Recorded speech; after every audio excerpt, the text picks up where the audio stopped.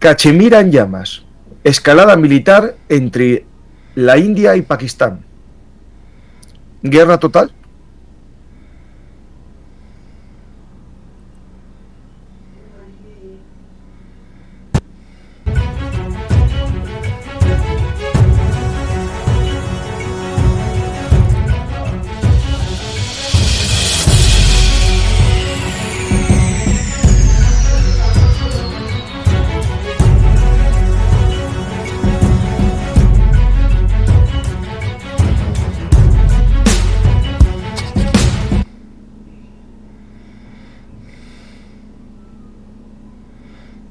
Hola a todos, bienvenidos a Pelum Artis, actualidad militar y geopolítica.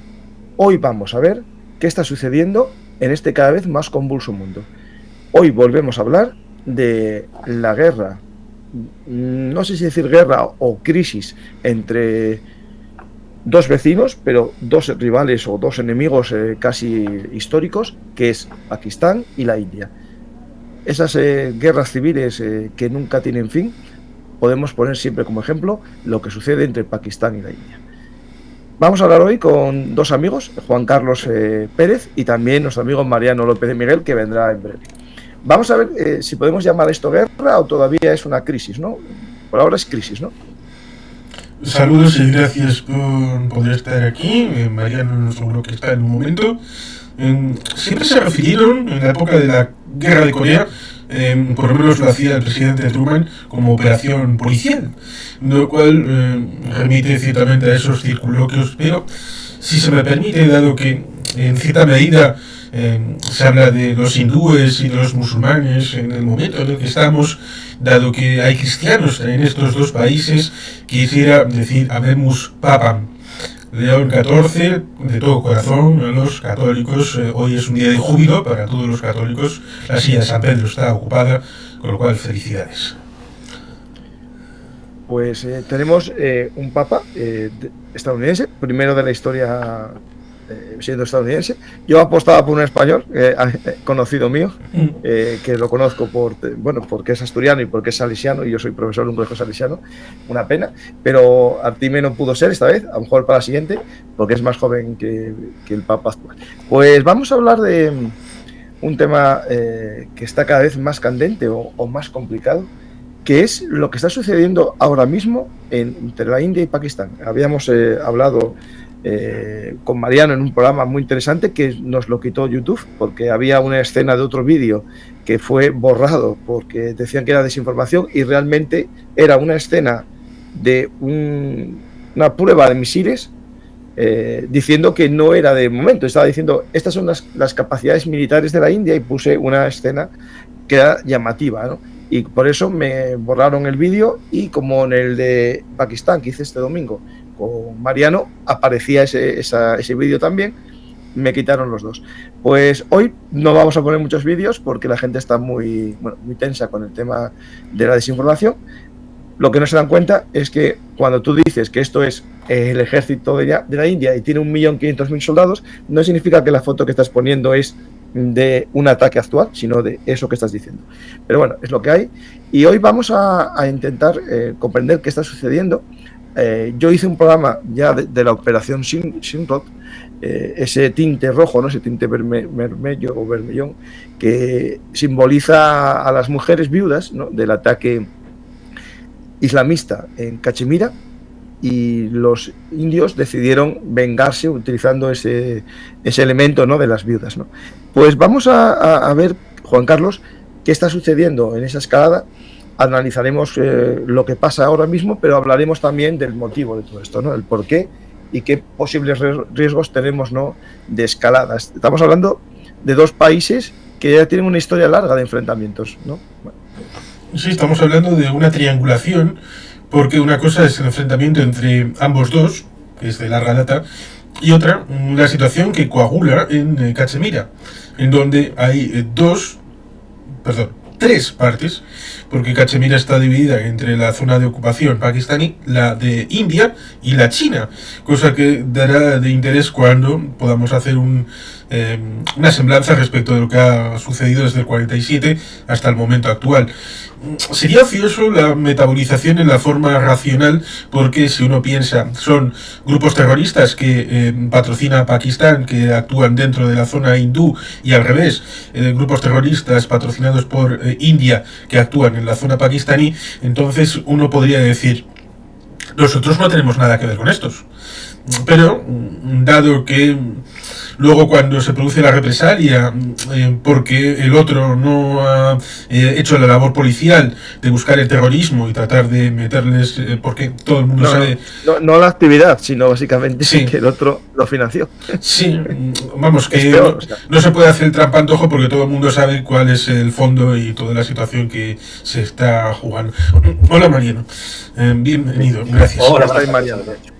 Mariano, estamos empezando y hablando un poco de la situación que antes, ¿no?, del comienzo de la operación Simrod, era una guerra en la zona gris, esas guerras híbridas en las que los elementos proxy, en este caso grupos terroristas financiados, en el caso de los islamistas financiados o autorizados, ¿no?, por Pakistán, y en el caso de grupos separatistas, por ejemplo los baluchis, apoyados por la India en Pakistán, ¿no? Es decir, al final era una guerra de ese tipo.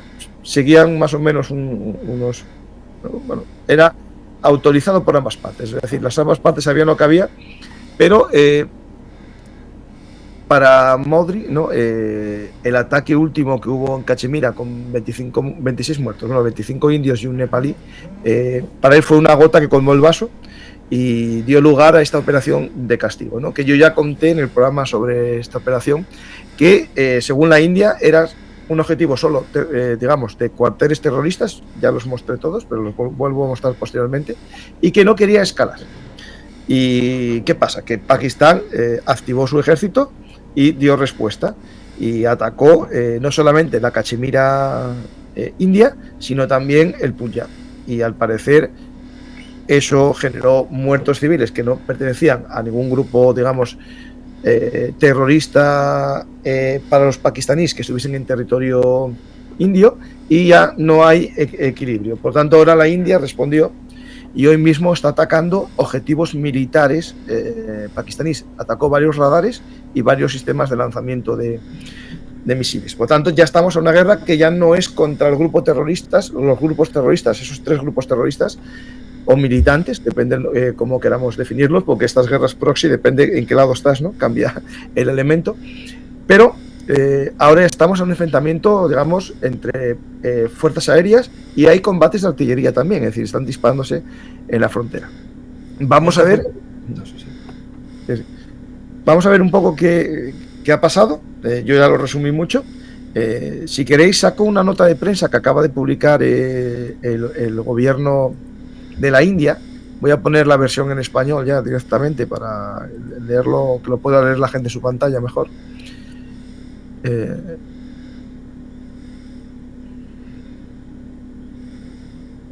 Lo voy a leer, ¿vale? El intento de Pakistán de escalar la agresión fue negada la respuesta proporcionada de la India. Básicamente, lo que está diciendo es que la India quiere escalar y va en contra de lo que, digamos, había pedido la India, ¿no?, de no escalar. Durante la rueda de prensa sobre la operación Sindoor, el 7 de mayo de 2025, la India calificó su respuesta como centrada, mesurada y sin escalada. Se mencionó específicamente que los establecimientos militares pakistaníes no habían sido atacados. También se reiteró que cualquier ataque contra objetivos militares en la India provocará una respuesta adecuada. En la noche del 7 al 8 de mayo de 2025, Pakistán intentó atacar varios objetivos militares en el norte y el oeste de la India, incluyendo Awantipura, Srinagar, Jammu, Pathankot, Amritsar, Kapurthala, Jalandhar, Ludhiana, Adhampur, Bathinda, Chandigarh, Nal, Paludi, Ultarlai y Bruj, utilizando drones y misiles. Estos fueron neutralizados por la red integrada anti-UAS y los sistemas de defensa aérea. Los restos de estos ataques se están recuperando ahora de varios lugares que prueban los ataques pakistaníes. Esta mañana, las Fuerzas Armadas de la India atacaron radares y sistemas de defensa aérea en varios lugares de Pakistán. La respuesta de la India ha sido en el mismo ámbito y con la misma intensidad que la de Pakistán. Se ha sabido con certeza que un sistema de defensa aérea en la Lahore ha sido neutralizado. Pakistán ha aumentado la intensidad de sus disparos no provocados a través de la línea de control, utilizando morteros y artillería de gran calibre en zonas de los sectores de Kupwara, Baramulla, Uri, Poonch, Mendar y Rajuri, en Jammu y Cachemira. Bueno, Jammu y Cachemira es el nombre que le da Pakistán a la Cachemira que controla. Se han perdido 16 vidas inocentes, incluidas 3 mujeres y 5 niños, debido a los disparos pakistaníes. También en este caso, la India se vio obligada a responder para detener el fuego de mortero y artillería de Pakistán. Las Fuerzas Armadas de la India reiteran su compromiso con la no escalada, siempre que sea respetado por el ejército pakistaní. Bueno, aquí podemos analizar, si queréis, no sé si visteis el programa que hice yo sobre la operación, cuál era la carta inicial, ¿no? El documento inicial indio que limitaba sus ataques a grupos militantes, ¿no? A grupos terroristas.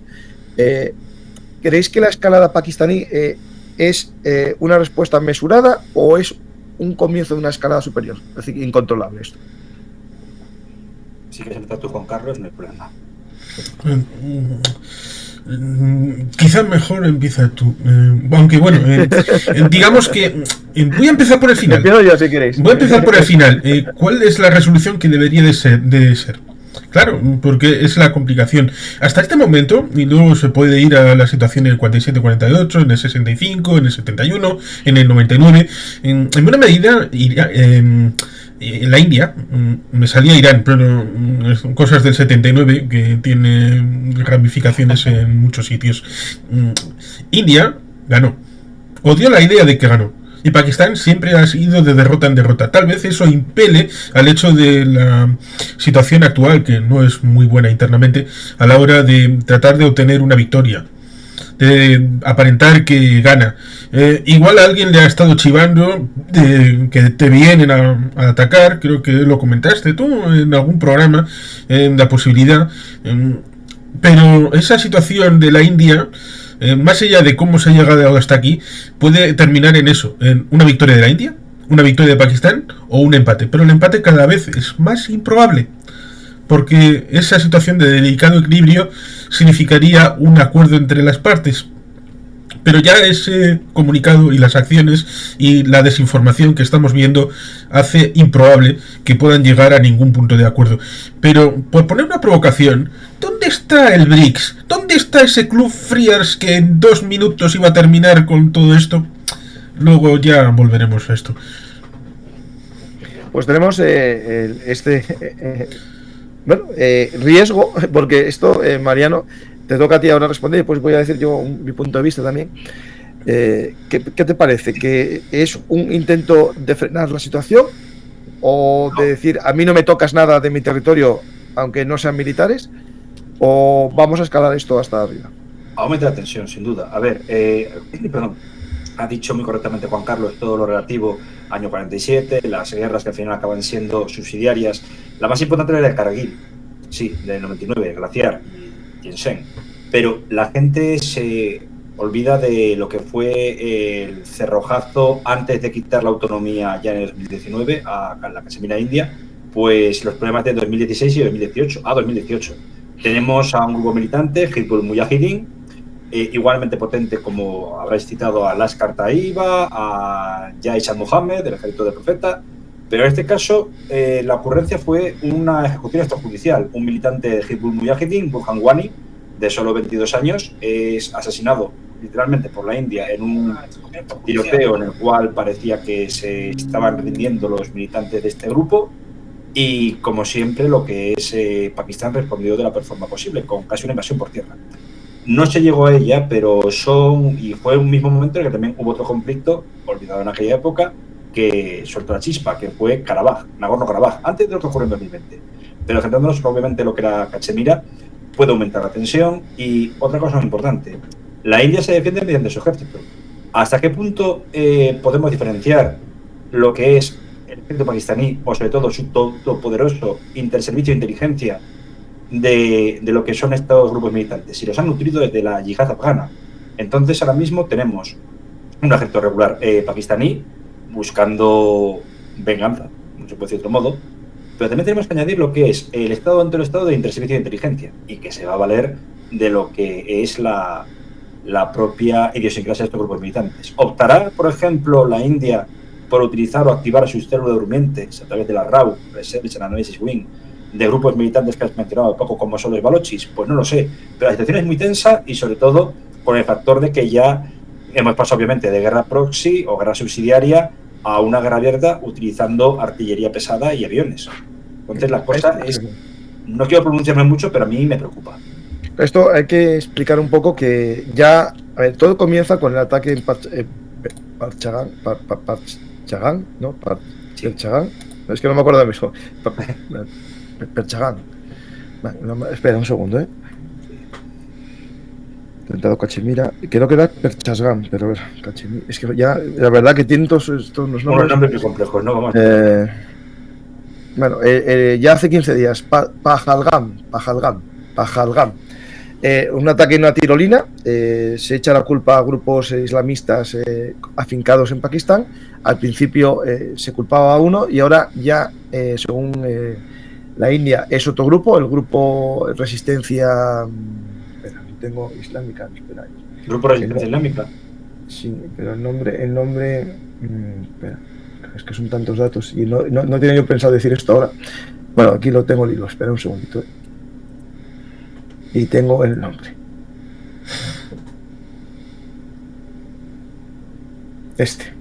El que creen que fue es este grupo, el Lashkar-e-Taiba, que es el Frente de Resistencia. Eso. Sí, y es peligrosísimo porque encima, entre otras cosas, llegaba a tener representación en el Parlamento, como independientes, el Parlamento de Islamabad. Pero este grupo ya no es que sea salafista y demás, es que está abogando por genocidio contra los hindúes y contra los chiitas, especialmente contra la secta Ahmadiyya, que tiene bastante presencia en Pakistán. Pues el comienzo de todo fue ese ataque, digamos, ese ataque terrorista, y comienza una escalada en tensión que hicimos un programa, Mariano, ya expliqué que nos lo borraron, y el que quiera verlo puede escucharlo en podcast, ahí sí, porque no se ven las imágenes, ¿no?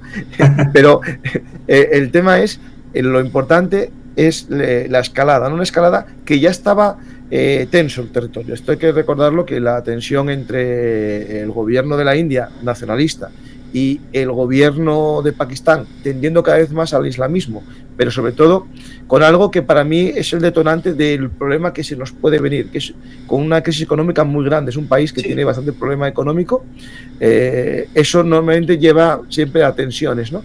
Aparte casi ahora mismo es un agente de China, ¿no? Básicamente controla China su economía con el corredor económico Pakistán-China. El ejército se está convirtiendo casi en el tablón en el lugar de laboratorio de práctica del ejército chino. Por ejemplo, los aviones de combate pakistaníes que supuestamente derribaron a los aviones franceses, que eso hablaremos después, pueden ser los chinos, con unos misiles de largo alcance chinos también, que hasta ahora no se habían usado en combate, y es el primer combate en el que se usan, ¿no? Pues China está por medio, la India tiene un papel fundamental, digamos, en intentar cercar a China, tanto por mar, ¿no? Al final, esas islas que posee la India, que paralizarían el comercio chino a través del estrecho Malaca, ¿no? Eso es muy importante. No sé si, voy a poner las islas, porque son unas islas Andaman y Nicobar. China, eso, justas. Ahí, espera, voy a ponerlo ahora para que las veáis. Sí, es un elemento interesante. Hasta aquí, que vemos aquí. Sí, Juan Carlos, comenta. Sí, eso tiene bastante que ver con la situación de Birmania, que está ahí, la situación, por ejemplo, de Camboya, aunque no tenga que ver de ese lado del estrecho de Malaca, porque India es un contendiente regional con respecto de China. Y es interesante porque India quiere luchar esa situación con China. Y si perdiera una hipótesis de guerra, ¿cómo quedaría India respecto de los demás rivales geopolíticos en este momento? Absolutamente debilitada.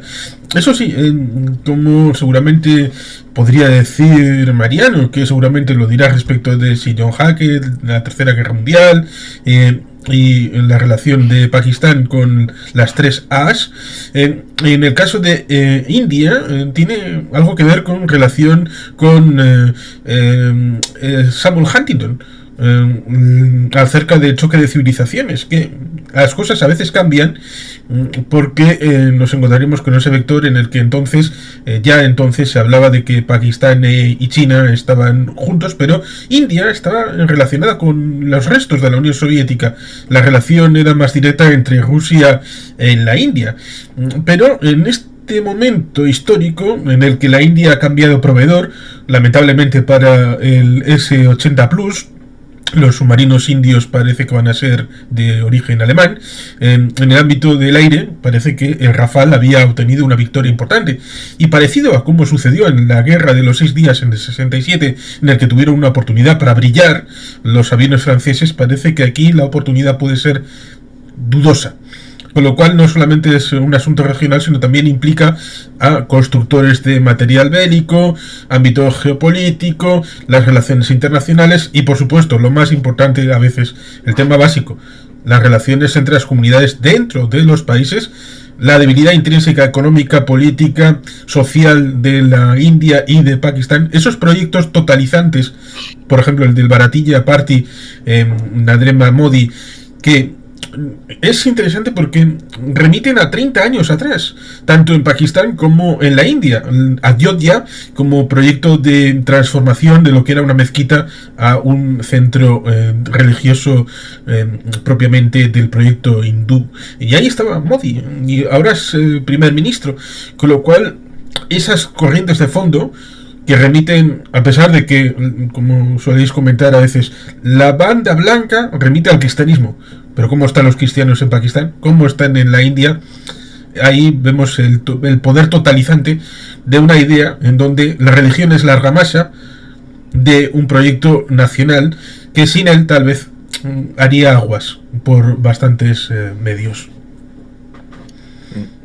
Pues tenemos esta escala, esta tensión, que yo intento vincular, ¿no? Porque todo tiene sus complejidades, ¿no? Es decir, el gran enfrentamiento, ¿cómo explicarlo de una forma sencilla? En Asia hay un enfrentamiento, digamos, tribal, religioso y étnico entre Pakistán y la India, ¿no? Eso es, digamos, visceral. Antes incluso de la llegada de los británicos existía ese problema, ¿no? Con los mogoles, ¿no? Que eran musulmanes que gestionaron a territorios hindús, ¿no? Esos odios viscerales sí están ahí y marcan la historia y marcan el futuro. Y después está el problema de dos superpotencias que comparten una frontera que no está, digamos, verificada. Es decir, nadie reconoce cuál es la frontera entre China y Pakistán. Por suerte, entre China y la India, perdón, y Pakistán también. Al final están todos peleándose por cuál es la frontera, ¿no? Al final, la guerra el enfrentamiento entre Pakistán y la India, no se puede olvidar el factor chino. Yo creo que esto es algo, sí. La India tiene su ejército y busca proveedores y no es un monigote de Estados Unidos, porque siempre fue un país independiente. De hecho, las armas siempre las tiraba de la Unión Soviética, tenía proveedores también, a lo mejor occidentales. Últimamente está tendiendo más a Occidente, porque los contactos que tenía con Rusia no le están gustando los resultados, y rompió los contratos de los Su-35, creo que era, para entrar los Rafale, ¿no? Ahora los Rafale, al parecer, derribaron 2, pero hay que explicar un poco después, y tengo yo una explicación muy interesante de lo que pudo pasar en esa noche, que lo vamos a hablar después, ¿no? Pero sí, la parte, digamos, geopolítica, hay que entender este mapa, ¿no? Esta posibilidad de que todo el comercio marítimo se le cierre a China por Malaca, y que incluso si pudiese seguir comerciando sería a través de otros estrechos que hay en la zona de Indonesia, puestos por aquí, ¿no? Pero al final siempre, para llegar a Oriente Medio o llegar a Europa, tiene que acercarse algo a la costa de la India, ¿no? Al final busca una vía, ¿no? Una vía por carretera, una ruta de la seda terrestre, y el camino que apostó más es el camino, digamos, por Pakistán, ¿no? Y al final, la India sabe la importancia de esta vía, ¿no? Este negocio para Pakistán, y los baluchis, un grupo independentista, que voy a mostrar el mapa ahora mismo para que entendáis esto que es importante todo. Su complejidad. Los baluchis llevan mucho tiempo en contra, ¿no?, de la ruta, digamos, china, porque para ellos saben que sería la forma de estabilizar a Pakistán, ¿no? Si Pakistán tiene dinero, se estabilizaría y sería más difícil su trabajo para lograr la independencia, ¿no? Pero sobre todo, una de las mayores inversiones que está haciendo China es un puerto en esta zona, Jandawar, creo que se dice, Jandawar, el mayor puerto que están haciendo en Pakistán, y lo están haciendo en la zona baluchi. Entonces los baluchis están haciendo ataques constantes a intereses chinos, tomando varias localidades, y justo el día de la operación de ataque indio tomaron otra localidad. Y después, por otro lado, hay que recordar que también atacaron a ciudadanos chinos y secuestraron ciudadanos chinos vinculados a los negocios, ¿no?, del puerto. Por lo tanto, yo creo que esto no se puede olvidar el elemento chino, y China lo deja muy claro, entregando armas de última tecnología, ¿no?, como los últimos aviones de 4,5 generación que está entregando, ¿no? Ahí, ¿vosotros qué pensáis que puede pasar, ¿no?, o qué papel puede tener China en este conflicto?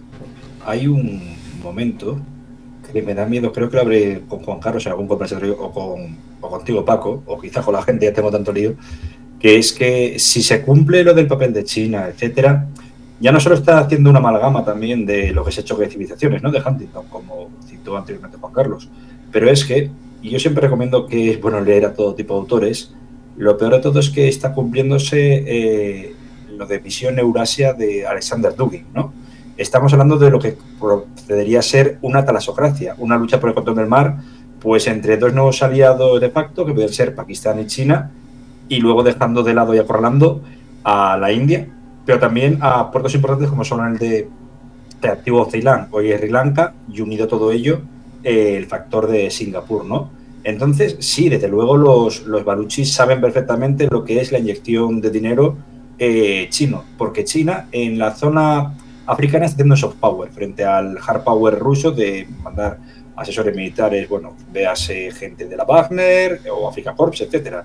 Pero China aquí tiene tanto una presencia militar, lógicamente, que habéis comentado muy bien, pero sobre todo sigue habiendo soft power de inyección de dinero, pues porque necesita esa salida básica y una llegada a una conexión, pues, del proyecto eurasiático, ¿no? El eurasianismo que hablaba, pues, tanto Dugin como también otros autores, como podría ser Dimitris Kitsikis, ¿no?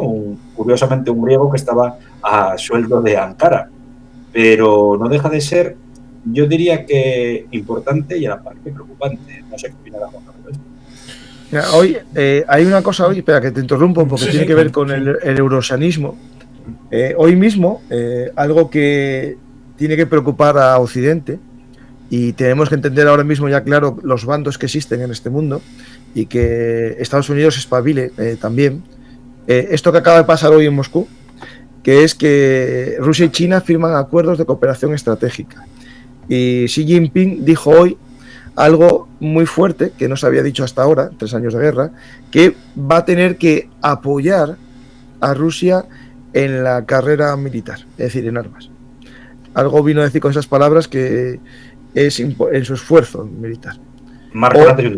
Vino a decir también algo como tenemos que saber en qué posición, voy a buscar la frase completa porque era ¿en qué lugar de la historia nos encontramos? ¿Será sí, algo así, sí, o cuál es mi papel y eso ya es marcar unos bandos muy peligrosos, ¿no? Esto lo digo por aquellos que, bueno, que simpatizan a lo mejor con China, con Rusia. Está claro quién son los rivales, digo, de nuestros intereses geopolíticos como naciones europeas, ¿no?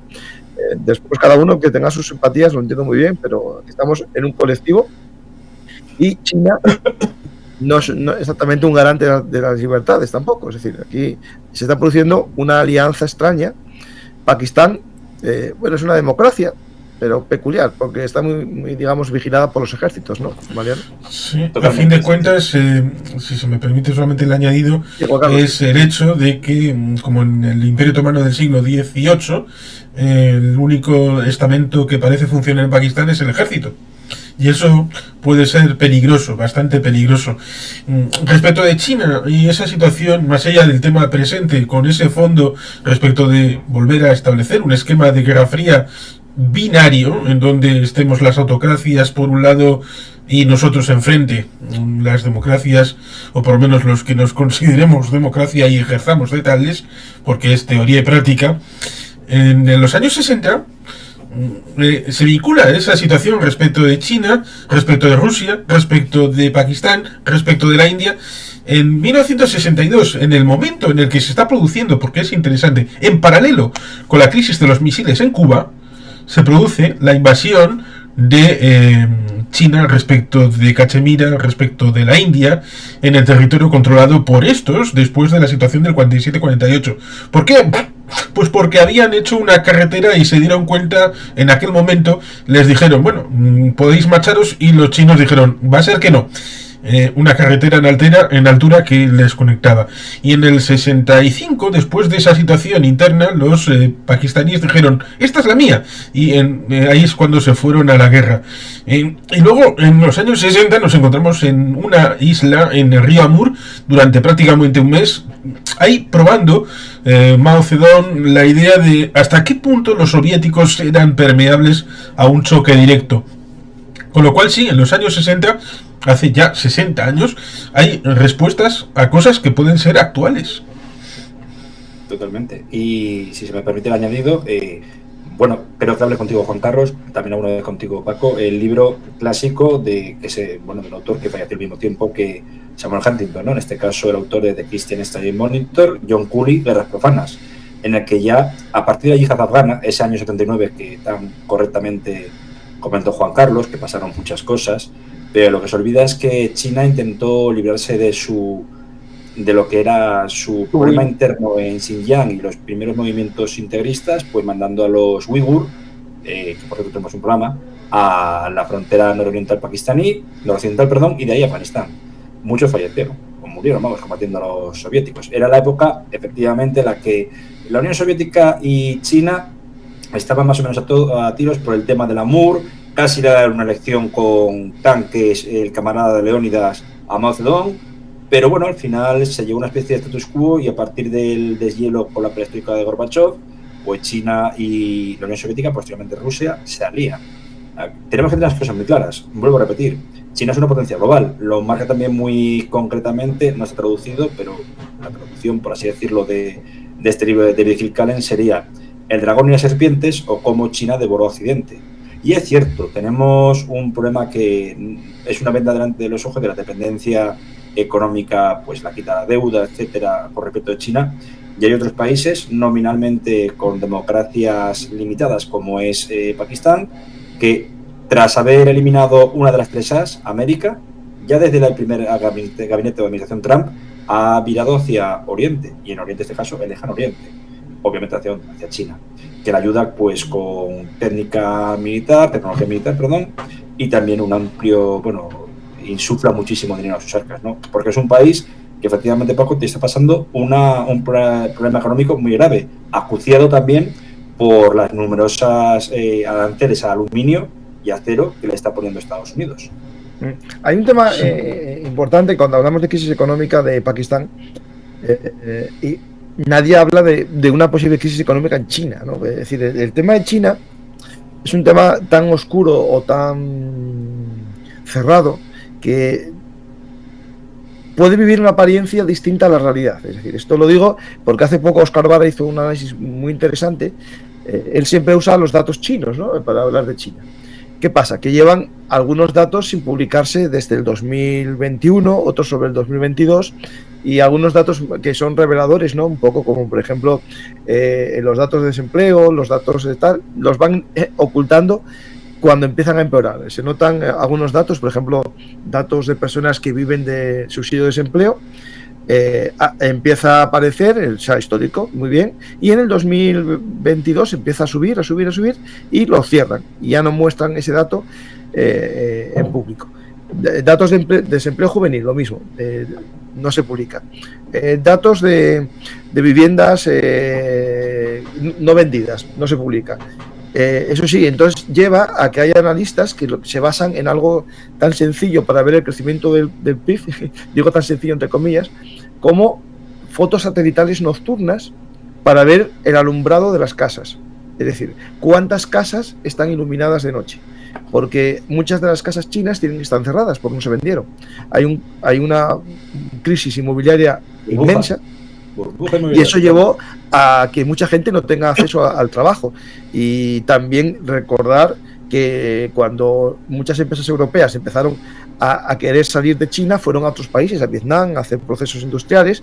También China, que es cierto que está muy modernizada, si aumenta su automatización, va a haber puestos de trabajo que antes eran intensivos en mano de obra, que ahora se reduce. Al final China está asumiendo unos cambios, tiene una crisis económica que la ocultan, ¿no? Porque manejan toda la economía y manejan todos los datos, al contrario que los países europeos que publican todos sus datos y bueno, si van bien y si van mal, ¿no? Pero ellos no, dejan de publicar. Ya hay datos que se dejaron de publicar en el 2021 y otros a finales del 23 y muchos a finales del 24. Es decir, hay datos que muestran que algo oculta China, ¿no? Esto es más, me pone en una situación peligrosa, porque ya lo dije antes, los países cuando tienen crisis económica también hacen acciones desesperadas. Lo digo por Estados Unidos también, que el deseo de acabar con la crisis económica lleva a la guerra comercial, ¿no?, que está haciendo Trump.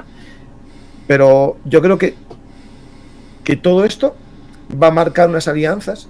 Ya lo comentamos ayer en el programa de Frente de Batalla, que Vance, el vicepresidente estadounidense, ya está cambiando su discurso. Ya no dice que Europa es degenerada o que Europa traicionó los valores, sino que compartimos unos valores con cierto enfoque distinto, ¿no?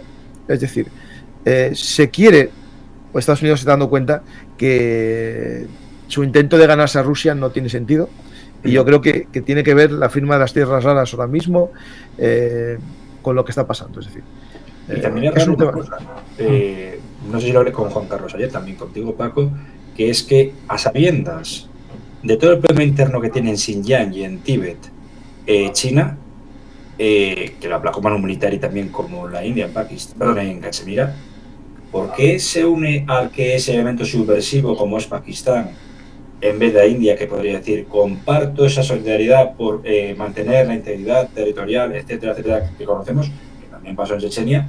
Pues lógicamente porque necesita ganarse un mercado que si no alcanza para llegar al de su potencial rival demográfico como es la India, 220 millones de potenciales consumidores no son pocos, a sabiendas también el problema con la Unión Europea.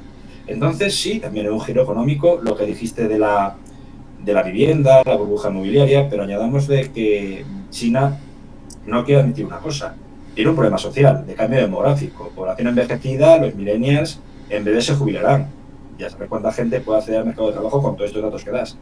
Y esa crisis social que puede derivar en un problema de conflicto civil, a eso se une, aunque no se quiere demostrar, que una de las estadísticas que no muestra China es la cantidad de una pandemia, y no precisamente por virus, ni siquiera por drogas, ¿no?, que puede pasar como Estados Unidos, es por alcoholismo. Ha aumentado 1,7% según datos no oficiales el número de alcohólicos en China. Aunque lo que voy a decir parece que soy un carca, una de las cosas que busca Estados Unidos, lo acaba de decir con la reindustrialización, es que los jóvenes tengan trabajo, ese trabajo dignificante, ¿no?, que al final, según lo que piensan, y yo lo confirmo en parte porque yo pienso lo mismo, el tener un trabajo, el tener un sentido de la vida, te aleja de las drogas, ¿no? Evita el ocio no buscado. Evita el ocio no buscado, que eso lleva a esos problemas. Y en Estados Unidos creen que, en parte, ¿no?, que vuelva la industria de Estados Unidos llevaría a que muchos jóvenes dejasen el fentanilo, dejasen esos temas, o que no cayesen directamente en el fentanilo, porque tuviese un sentido su vida, ¿no? Es cierto, es decir, cuando empieza a haber problemas de drogadicción en las sociedades, se suele producir por problemas de acceso al trabajo de calidad, es decir, eso lo tengo así. Sí, por eso era bastante absurdo en los años 80 la guerra contra las drogas, enfocándolo en el consumidor y no en el productor, cosa que se produjo en buena medida en Estados Unidos. Y ahora parece que también ha habido el mismo problema. En China, quiero recordar el pequeño detalle de que se decía que el PIB era poco valioso para medir la economía. Incluso se habló de alternativas puente, como era el PIB verde. Pero qué curioso, funcionó tan bien y se inventaron una cosa tan extraña que al final volvieron a establecer el Producto Interior Bruto tal y como era. Otra cuestión es que lo hayan inflado, que eso sería también interesante respecto de ser unos mentirosos patológicos en el tema estadístico. Hay una cosa que, por ejemplo, es interesante. Lo que no se puede mentir normalmente es las exportaciones. O cuántos seres. Claro, tienes otro país que te dice cuánto importó. Entonces se puede cuadrar ahí y ver. Que en principio ya el año pasado la India le sobrepasó como país más poblado del mundo. Sí, otras cosas, sí. Pero no debemos de decir otra cosa. Bueno, aparte de todo esto es que el crecimiento demográfico que se plantea para China, e incluso para India, no es negativo, pero se va a estancar. La potencia demográfica, y tampoco puede decirse potencia, sino el problema demográfico, y siento decirlo así, va a ser Nigeria. Sí. Que va a casi cuadruplicar la población. Pero digamos que una de las excusas que se les suele poner para decir es que solamente el Partido Comunista es el que puede controlar China, que en realidad no es Partido Comunista, es el mandarinato de toda la vida. Lo mismo que se habla de que el autoritarismo es el único que puede vertebrar Rusia y por lo tanto la democracia no puede funcionar allí. En China habría por lo menos 3 Chinas dentro de sí. Un país africano como sería la zona de Tíbet y de Xinjiang, hecho aposta porque evidentemente quieren mantenerlos como reductos coloniales. Otra intermedia, que en buena medida podría ser como un país, pues como un Botsuana en el mejor de los casos, o como un país desarrollado venido a menos. Y la costa, que tendría un Producto Interior Bruto por cápita, como Corea del Sur, como Taiwán, un país desarrollado del área del sudeste asiático. Pero claro, un país que tiene solamente una zona costera desarrollada y luego esa profundidad, pues con una pobreza intrínseca y que en buena medida en el tema de los recursos, no solamente en el tema humano, nos encontramos con esa situación en la que tienes derecho si estás empadronado en el lugar donde se supone que vives, pero si te mueves y lo haces ilegalmente, como ha pasado con muchos casos, ya no tienes posibilidad respecto de la vivienda, respecto de la educación de los posibles hijos, y así uno se puede encontrar pueblos en el interior de China en donde viven los viejos y los muy niños, porque la capa intermedia está viviendo ilegalmente en la zona de Cantón, de Shanghái, en la zona costera, con lo cual China ciertamente tiene problemas. Pero volviendo al tema de Cachemira, en el 47-48, cuando se produce la independencia, siempre un abogado inglés tenía que ser el que trazó la frontera, como la línea Durán un siglo antes, respecto del Raj británico respecto de Afganistán, y lo hizo de tal manera que iban a decirlo de aquí a 48 horas, pero 48 horas antes se produce la independencia del país, con lo cual a los ciudadanos se les quedó una cara de torta en donde no sabían si iban a estar en un lugar u otro, porque resulta interesante un pequeño detalle. Esto en buena medida remite a la declaración de las nacionalidades de Lenin, a los 14 puntos, el hecho de compartir un Estado-nación estanco con una etnia única, y esto evidentemente es algo que es horrible. Se pueden vivir y convivir. Esto es lo que pasaba, por ejemplo, con el Imperio Austrohúngaro, con ciudades con comunidades de italianos, de serbios, de croatas, de un montón de nacionalidades dentro del mismo Imperio Austrohúngaro. Lo lloró mucho Kódino Kalergi, el de Paneuropa. Ahí nos encontramos por eso en la idea de construir un Estado-nación puro musulmán y puro hindú. Y en ese caldo de cultivo nos encontramos con que un príncipe de un territorio que era hindú, pero la mayoría de la población era musulmana, con lo cual no sabía qué hacer, si tirar hacia Pakistán o tirar hacia la India. Y en ese momento es cuando pues acaban convenciéndole, después de que los presionaran los pakistaníes, de que aceptara la protección de la India. Empieza la guerra del 47-48, los dos países entran en el territorio, lo ocupan físicamente, llega la ONU y la ONU dice, bueno, haced una evacuación, un referéndum, y que, bueno, decidan libremente. ni Pakistán ni la India quisieron hacer eso, y por lo tanto ahí se empezó a encadenar una serie de vicisitudes, como la situación del 62-65, la del 71, con el tema de Pakistán Oriental, y al final el 99, que resulta interesante el pequeño detalle acerca de que en mayo se produce el golpe de estado que lleva a Pervez Musharraf, y esa derrota respecto de el ámbito de... No, el golpe es en octubre, pero digamos que la situación es en mayo. Es decir, la derrota en la guerra del 99 es la que propicia cambios políticos, como pasó con el 71, la situación del padre de Benazir Bhutto, sí. Sí, que precisamente el arma nuclear se impone como una solución para volver a unificar y dar esperanza al país después de la derrota del 71. Con lo cual son las derrotas las que transforman esas marcas que tal vez están tan dentro del ámbito del alma pakistaní que impulsan a tratar de vengar esas afrentas. Por eso es que lo decíamos ayer, la situación de el cálculo político, la racionalidad pura, el beneficio pérdida, a veces es una suposición errónea, porque si fuera así, la guerra en Ucrania no habría empezado. Sí, sí. No, claro, estoy contigo.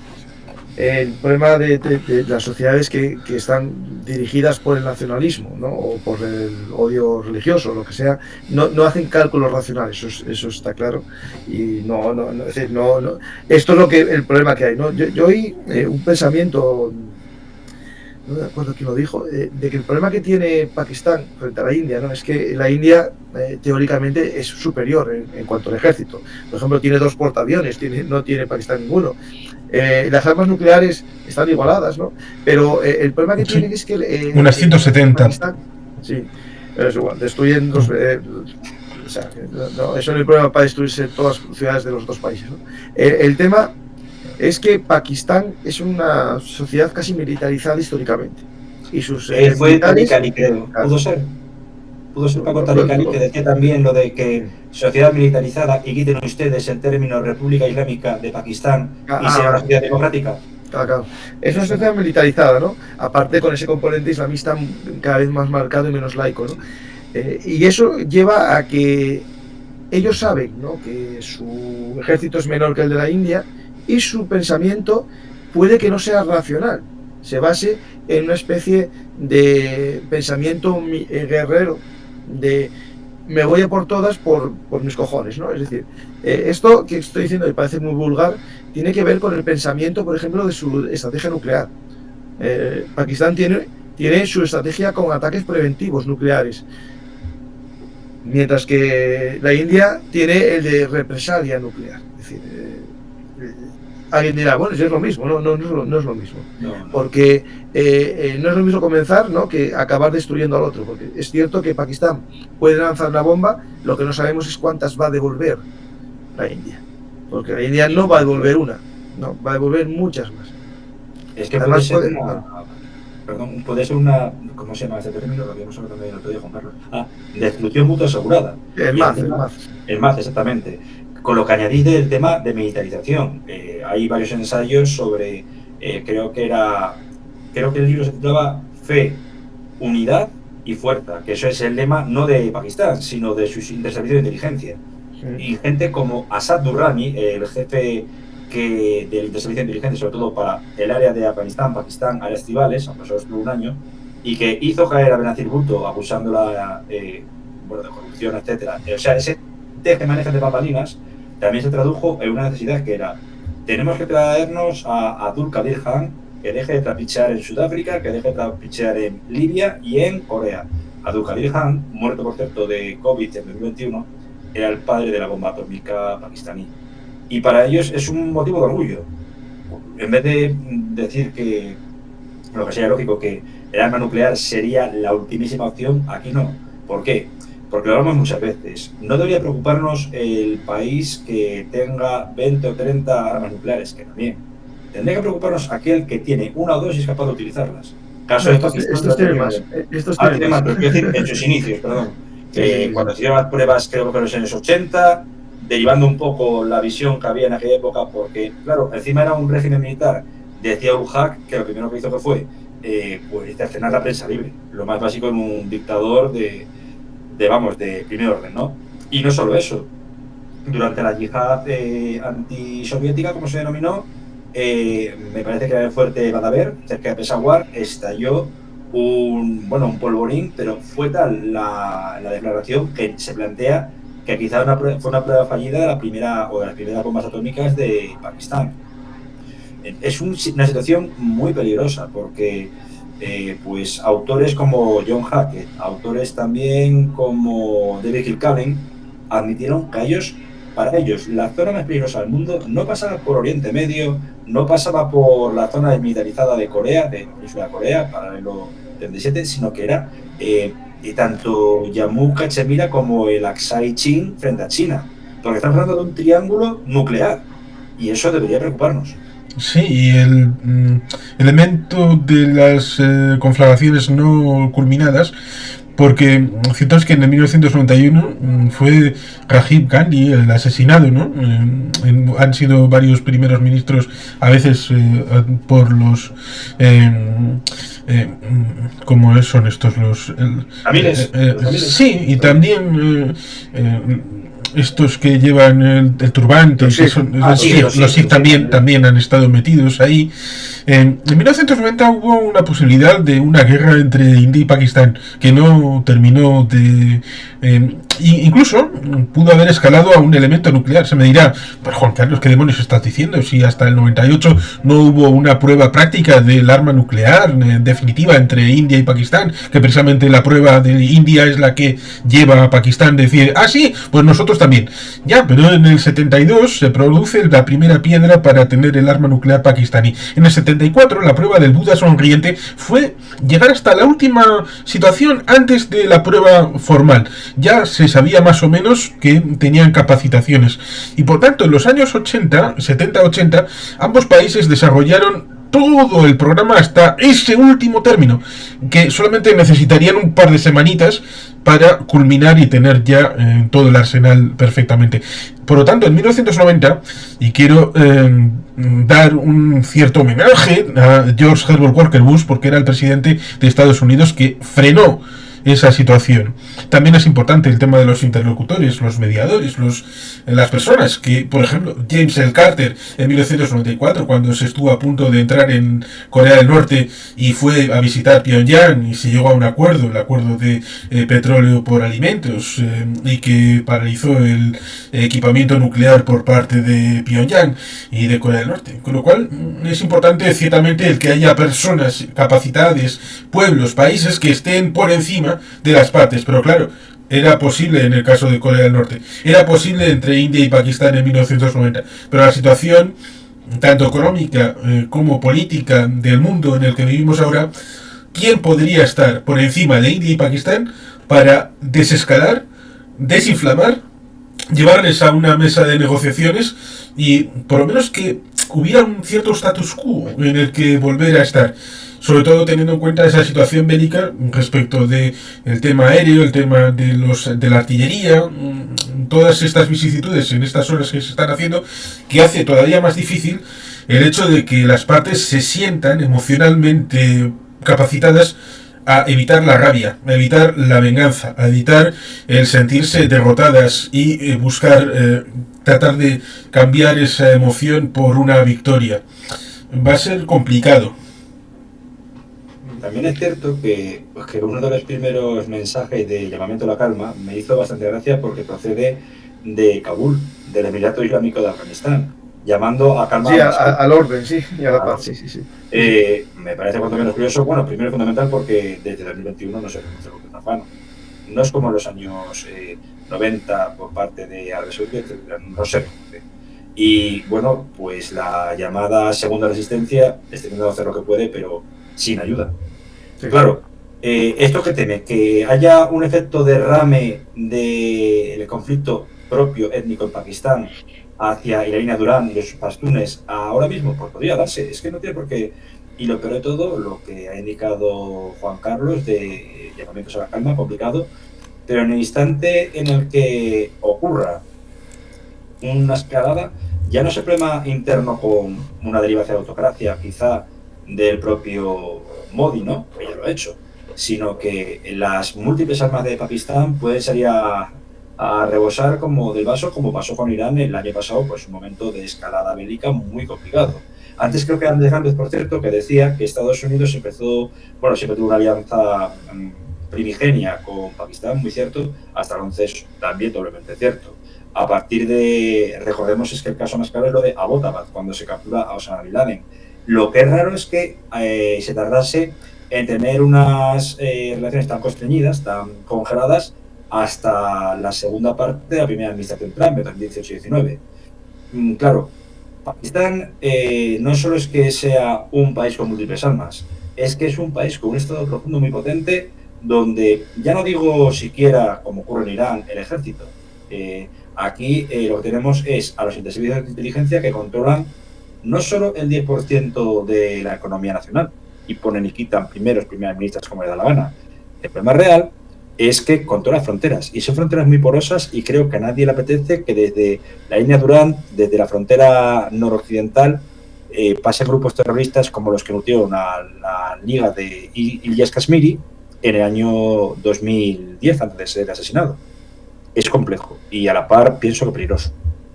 Estoy ahora mismo viendo en Twitter, buscando cosas, porque hay una guerra cognitiva impresionante, fake news, imágenes de fuera de lugar.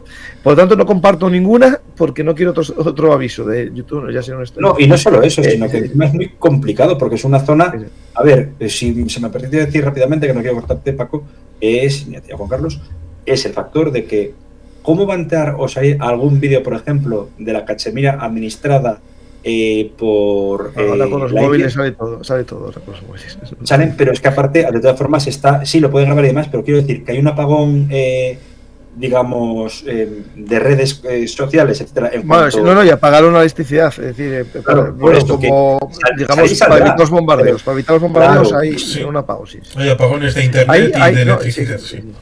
Ahí hay un tema importante, digo lo de las fake news, ¿no? Es decir, se están viendo muchos fotos, vídeos fuera de lugar, es decir, accidentes aéreos de hace 5 años los hacen pasar por un avión derribado, tanto los pakistaníes como los indios, ¿no? Hoy los indios mostraban la captura de un piloto pakistaní, que puede que lo hayan capturado, pero la foto que pusieron era de un accidente aéreo turco de hace 7 años, ¿no? Es decir, y Pakistán lo mismo, es decir, Pakistán está poniendo fotos fuera de contexto.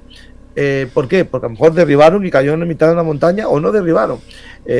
Algo importante es que si hay combates hay derribos. Es decir, el que vaya de experto militar y piense que en una guerra no se va a derribar ni el mejor avión del mundo, es que no tiene ni idea. Es decir, si tú en el comienzo de la operación Shimrod hubo más de 120 aviones dando vueltas en el espacio, digamos, nacional de los dos países, porque no sobrevolaron mucho el territorio enemigo, porque fue una guerra de salvas a distancia. Es normal que haya algún ataque, ¿no? Y que haya derribos incluso, y yo creo que muy posible que se haya derribado el Rafale, porque el Rafale es buen avión, pero si lo usas mal, no. Es decir, esto es muy importante. Los aviones son buenos si se usan bien, y los aviones chinos son buenos si se usan bien.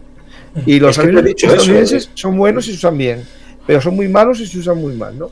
Sí, pero no solo derribo, Paco. Esto creo que lo habéis comentado más de una vez, sobre todo te he escuchado aquí, Paco, el tema de que el instrumento está bien, pero debe estar inserto en una doctrina de uso. Claro. Y saberlo pilotar bien.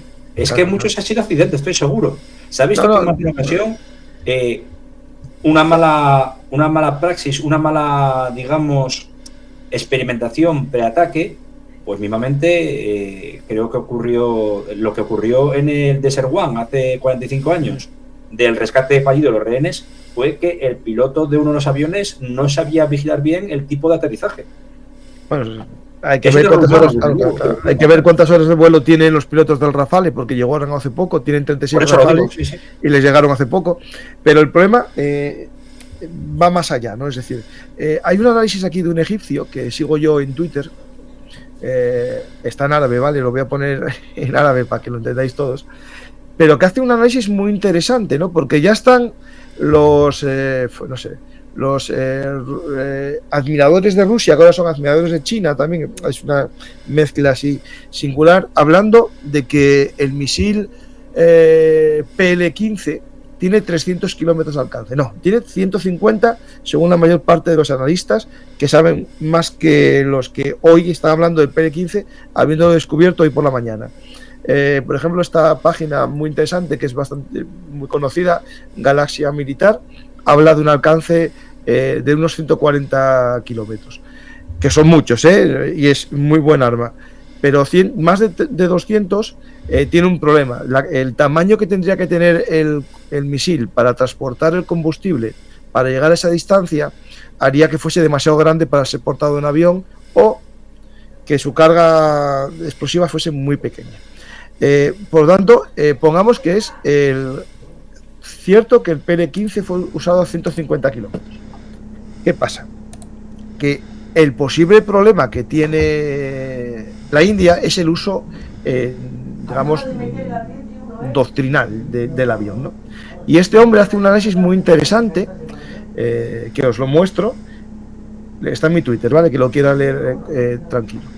Aquí habla de que la superioridad tecnológica de los AWACS que utiliza la India es muy superior al alcance de los radares de los cazas que tiene Pakistán. Habla de 400 kilómetros de detección, que eso es lo normal, digamos, en un AWAC. ¿Qué pasa? Que después el problema que está hablando aquí es que los Falcon ELW 2090 israelíes, que son, digamos, el sistema, ¿no? El sistema de detención, el radar, que lo lleva en este caso un Il-76, tiene ese alcance de 500, ¿no? Pero ¿qué pasa? Que para facilitar un bombardeo sin sobrevolar territorio pakistaní y alargar el lanzamiento del misil, la India, según este analista, volaron muy alto. Volaron muy alto en una cota fácilmente detectable por los sistemas AWACS pakistaníes. Es decir, es un tema de ángulos, ¿no? Es decir, tú al final cuanto más alto vuelas, más posibilidades tienes de ser detectado. Entonces, al final entraron en el radar de los AWACS pakistaníes. Y a partir de ese momento, los aviones chinos J-10, que son chinos pero los maneja Pakistán, pudieron lanzar sus misiles sin encender su radar. Es decir, los aviones estos iban en vuelo muy bajo, sin instrumento de radar, y el misil PL-15 fue lanzado pero guiado por el radar del AWAC. Es decir, eso se hace, ya lo expliqué en programas de frente de batalla, que los sistemas de estos de radar pueden hacer que un avión lance el misil, pero no lo guíe el propio avión, lo guíe un sistema externo. Al parecer China tiene esa capacidad, igual que tienen los aviones OTAN, y el Rafale, que estaba volando alto, pues, supuestamente el Rafale o el avión que queramos, el MiG-29, está detectado por el AWAC, pero el caza no genera emisión de radar y por eso fue derribado. Eso es un error, porque ya se sabe que en un ataque de este tipo, con un sistema defensivo como tiene Pakistán, tú no puedes volar alto. Y si vuelas alto tiene que ser una distancia que no sea alcanzable, no 300 kilómetros, porque las armas de ataque tampoco tienen ese alcance en la mayor parte de ellas. Es decir, al final en la distancia de combate fue esos 120 kilómetros, 150, que es lo que se está hablando. Y yo creo que es muy importante que también, si es cierto, yo no aseguro que el Rafale haya sido derribado, como no aseguro que los 5 F-16 pakistaníes hayan sido derribados, como dice la India. Hoy la India está diciendo que derribó a 5 pakistaníes. Sea como sea, se van a aprender muchas cosas de este combate aéreo. Porque, por ejemplo, en la guerra de Ucrania se aprendieron cosas, pero tampoco hubo grandes combates aéreos. Hubo unos los primeros días. ¿Por qué? Porque Rusia está atacando a distancia, no está sobrevolando mucho. Claro, está atacando muy a distancia con esas FAB que llegó a desarrollar. porque no se podía acercar, porque no logró el primer objetivo, que es la negación del espacio aéreo. Es decir, tú lo que tienes que hacer el primer día de guerra es destruir las capacidades antiaéreas y de observación del enemigo. Esto lo digo porque la escalada está cerca, y lo explico. Si el primer ataque indio era destruir solamente objetivos terroristas, ya está. Ese es un mensaje claro cuál es tu objetivo. Pero lo que está pasando hoy, ahora mismo, es que la India está atacando objetivos del sistema antiaéreo pakistaní. Eso implica que nos podemos encontrar a un escenario de ataques más constantes por parte de la India. Y la India tiene mayor capacidad aérea. Y por lo menos Pakistán, según lo que se está viendo, no ha destruido todavía capacidades militares muy fuertes de la India. Lo digo porque en los ataques que se está viendo pakistaníes parece que se lo están interceptando. Bueno, esto es propaganda todo, no sé exactamente, pero yo creo que el riesgo de escalada puede ser muy grande si se hace una negación o mejor dicho, la India consigue eliminar la capacidad antiaérea que tenga Pakistán. Es decir, ahí, aparte nos vamos a algo muy sencillo, que es el tamaño físico, ¿no?, del país. Es decir, si vemos los mapas, porque hay gente que a lo mejor tampoco, hasta hace 2 días, que ahora es experto en la India, no conocía todo esto. La diferencia es abismal, es decir, la capacidad que tiene la India de tener una retaguardia segura es muy grande. No para un evento nuclear, para una guerra estratégica de salvas. Es decir, la India tiene esta capacidad de tener un portaaviones en mitad del mar del Océano Índico, cosa que no tiene Pakistán. Ahora bien, Pakistán sí que es cierto que tiene 2 bazas. No puede competir con la superioridad aérea india, pero puede jorobar sus radares porque tiene bastantes componentes o dispositivos de guerra electrónica. Aparte, a Pakistán últimamente le sienta bien lo de matar sale barato, como hace Rusia en Ucrania con los drones iraníes. A copiar los drones iraníes ya utiliza el Burak para atacar objetivos estratégicos. Y aunque no lo parezca, sabemos perfectamente que no por mucho tamaño significa mayor daño. Puede serlo, lógicamente. Pero una escalada de drones como la que hemos visto era Tel Aviv, ¿no? La que lanzó Irán contra Tel Aviv allá por septiembre. No, Irán no, Hezbollah, perdón. Y demás. Irán lanzó misiles. Misiles, perdón, en lo de Hezbollah. Sí.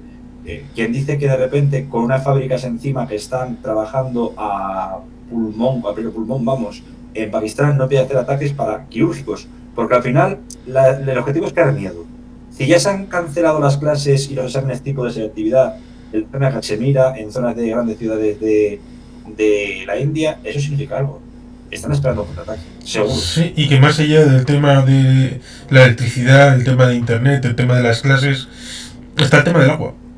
El tema del agua con los ríos que dan cauce a ese valle que, bueno, digo en singular, a pesar de que sean varios en el ámbito de Pakistán, el agua surge precisamente de la cabecera, que es la zona de Cachemira. La Cachemira, controlada por la India. Y ya han hecho algún movimiento para la negación del agua, lo cual resulta paradójico porque hasta hace unos años tenían problemas de inundaciones en Pakistán y ahora está el tema de la sequía, con lo cual el tema hídrico también es un problema en esta zona. En la zona de Tíbet también hay hacia la zona del antiguo Pakistán oriental, ya que estabas con el mapa, en esa zona China está construyendo una presa que va a ser también problemática geopolíticamente. Tengo este mapa de la zona para que veamos un poco. Después, si queréis, iba a hacer un día un vídeo sobre el tema del agua, ¿no? Pero ya no tiene sentido porque el tema del agua yo pensé que iba a ser el tope de la escalada más factible, que no hubiese una guerra, ¿no?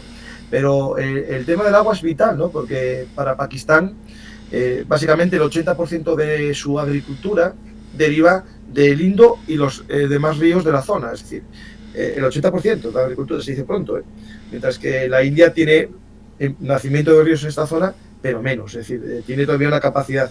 El 30% de la energía eléctrica de Pakistán también genera de estos afluentes. Tenía hecho una pequeña búsqueda de las capacidades, digamos, de las presas. Y bueno, es interesante el tema. Ahora ya queda un poco desfasado, pero me tengo este mapa de lo que comentabas tú antes. Y si me permitís añadir, no solo eso, también aquí había... están los ríos y todo sería la zona. Los que nacen todos en la Cachimira. La de la línea de control de 72, esa parte se ha derivado porque Afganistán no va, por el tema de los territorios, etcétera, pero parte de esa cesión de agua va hacia Tayikistán para llenar una presa que da casi el 80% también de la electricidad, como era la presa Nurek. No terminada por los soviéticos, funcionando a media capacidad, pero es que si se cortase hacia el norte esa línea de control del Indo, hubiese problemas también con Aksai Chin, etcétera, y llegando a Tayikistán, quizá Tayikistán y parte de ese territorio se quedase sin energía. Tayikistán que tiene una base aérea hindú. Exactamente. Eso es un programa muy interesante sobre el collar de diamantes versus el collar de perlas. El collar de diamantes es como llama la India todo el sistema de puertos que está construyendo o controlando en el Índico para rodear al collar de perlas chino, que son otros puertos que está creando también en el Índico, ¿no? Hay un tema sobre el agua, que es la realidad o no de que pueda cortar el grifo la India, ¿no? La India tiene presas en los cursos altos. Si os fijáis, aquí está la línea de control, ¿no? Por aquí se puede ver líneas de control. Y es verdad que el nacimiento de casi todos los ríos están en la zona de control india. Pero claro, ¿puede cortar totalmente el caudal? No va a poder hacerlo. ¿Pero qué puede hacer la India? Cortar el caudal y en momentos a lo mejor que haya lluvias, echar el agua para que Pakistán tenga que vaciar sus presas para que no se llenen con lo que venga encima. Le puede estropear el caudal.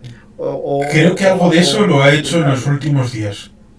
No, es que le cortó el caudal y de hecho, hace una esto semana se ve en un clásico que recomiendo, que lo puede leer tanto escolares como gente de edad, que es el director de la revista Herodot, ¿no?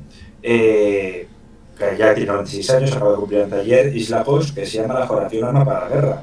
Y habla del uso del agua como desviaciones de tratados de ríos, etcétera. Hemos visto cómo el arma como el agua puede jorobar si se corta, pues lo hemos visto con la presa Ataturk, cuando Turquía quiere apretar las tuercas a Siria e Irak. Pero eso que la India puede hacer lo mismo. Puede obligar a abrir sus compuertas a lo que es Pakistán para que no se inunde la zona, pero a la par pierden capacidad de producción energética. Y a la par tienen detrás lo mismo que ellos hacen hacia adelante respecto de los chinos en la zona de Tíbet, donde surgen en buena medida los ríos que van a dar a la India. Y lo que asustaría también un poco es este silencio de China, sobre todo por esa zona, que tiene intereses estratégicos, a mí me da muy mal fario. Bueno, la India, China, perdona, voy a poner este mapa porque hay gente que no lo sabe, tiene también controlado parte de la Cachemira, es decir, esta zona de la Cachemira y el glaciar de Xianqing, y este territorio de Aksai Chin es un territorio de la Cachemira, es decir, esto pertenecía al Rajasthan. Exactamente. Y no solo eso, es que también tenemos que hablar de una cosa que es, y no sé si te comenta a ti, Paco, o incluso Juan Carlos, que era, y debido también por, no desinformación, sino por el apagón informativo que hubo en parte del mundo en 2020, en esa zona hubo un choque entre soldados hindúes y soldados chinos que empezaron a puñetazos, luego fueron a por cuchillos, que sacaron pistolas y dijeron, frenad, que somos dos naciones con armas nucleares. Y es una guerra por el agua. Al final, pues, novelas de ficción como Dune acaban convirtiéndose casi en un manual de instrucciones avant-garde. Porque la guerra de futuro, sobre todo en esa zona, ya no digo las zonas con problemas de sequía o lo que se llamó también Isla Post, la geografía de la sed, zonas donde hay múltiples necesidades de regadío o de producción energética, el agua va a ser un instrumento en disputa, ni más ni menos. Creo que no digo nada nuevo, pero bueno. No, de hecho, la relación, por ejemplo, que hay entre Etiopía y Egipto es por la presa del gran amanecer de Etiopía, ¿no? Eso al final Sudán, sí. Mira, estos vídeos que aparecieron en redes sociales son por el cierre de una de las presas en control indio, el río Chenab. Esto es previo al ataque, ¿vale? El tema es que China, la India no va a poder eternamente cerrar la presa, porque va a tener que vaciarla. Pero lo que puede hacer es dificultar la gestión del agua para la agricultura, por ejemplo.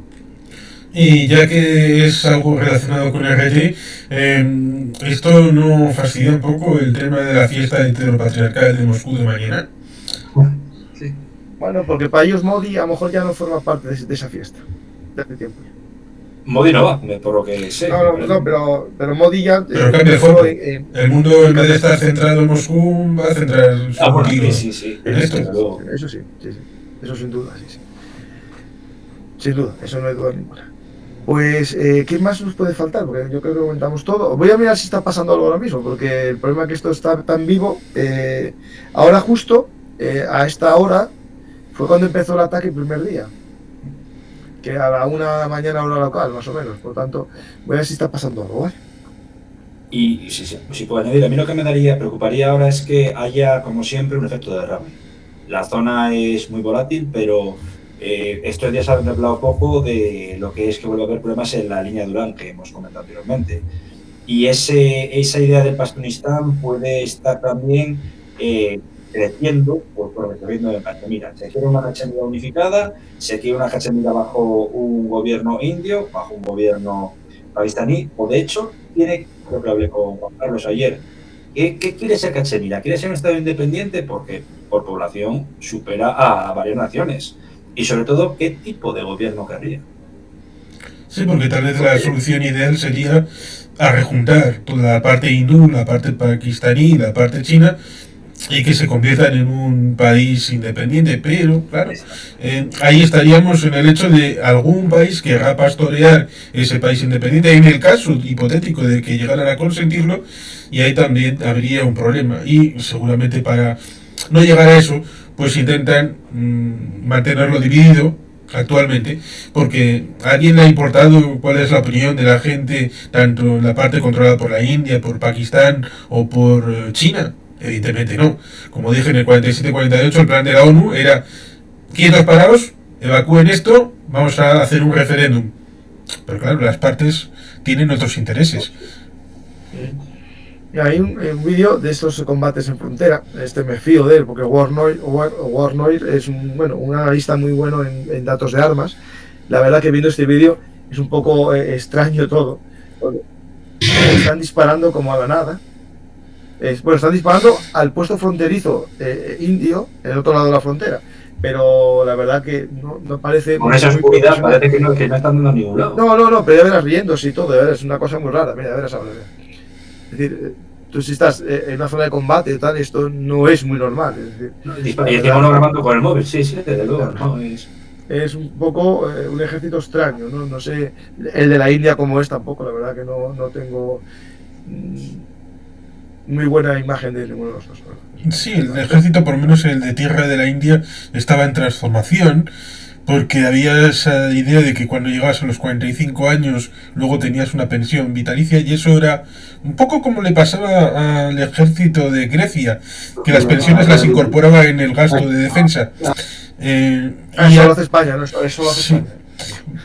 Nuestro gasto de defensa es menos. Sí, sirve para que tengas un poquito más de gasto en defensa para poder convencerle a los amigos estadounidenses. En el caso de la India parece que querían rebajar y quitar esa situación respecto de la pensión vitalicia, porque son muchos años a partir de los 45 que puede llegar a vivir, para tratar de reintroducir esos gastos en material, porque esa situación geopolítica de la propia India hace que, contra los chinos necesitan, para controlar Andamán y Nicobar y controlar la situación en la península de Malacar, una flota importante. Bien, pero también se necesita una fuerza terrestre importante para el tema del Himalaya, y también por la propia Cachemira y por el tema de Pakistán. Y por lo tanto, también unas fuerzas aéreas importantes, con lo cual los recursos limitados es como la manta que tiras de un lado, se te desapegan los pies, y por tanto las prioridades. Sí, antes hablamos de esto. Este Twitter israelí, que tiene muy buena relación con la India. Esto hay que recordar, que la relación India-Israel es muy buena. los drones que usa la India son israelíes. Hoy, de hecho, Pakistán mostró varios motores de dron israelíes. Publican esto, que es que están abriendo las puertas del río Chenab. Los abrieron hoy. ¿Con qué objetivo? Lo más seguro, el que os comentaba. Obligar a Pakistán a abrir sus presas. O establecer inundaciones. Es decir, están usando el caudal como posible arma. Ya lo están haciendo.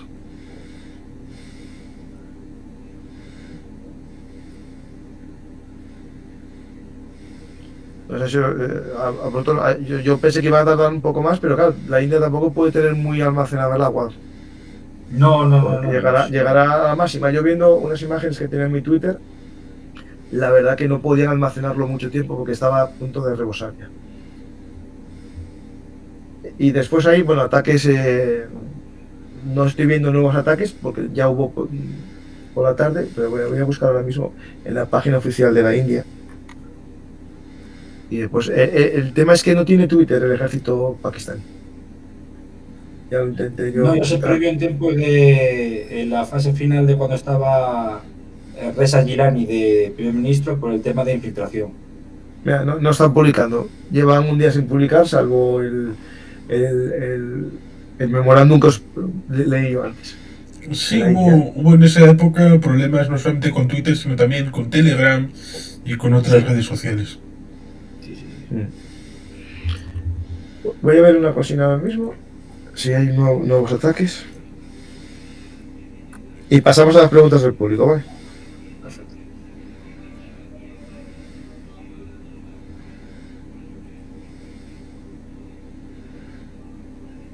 Todos hablan aquí de quién derribó unos a otros, es decir, está claro que va a haber derribos porque se están combatiendo muchos, es decir, no estamos hablando de una salva, no, se habló que en el primer día 120 aviones, es decir, estoy viendo si hay algo más, alguna...